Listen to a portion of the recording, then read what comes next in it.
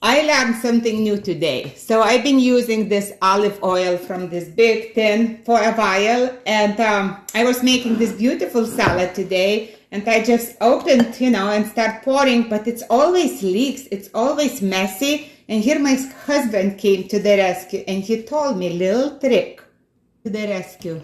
So it's little hack here. Looks like this thing coming out. No wonder it was leaking all over. Ta-da! So now when you pour, it's not leaking all over. It's special thing to pour your olive oil. So instead, like I did, like this, you screw this back on.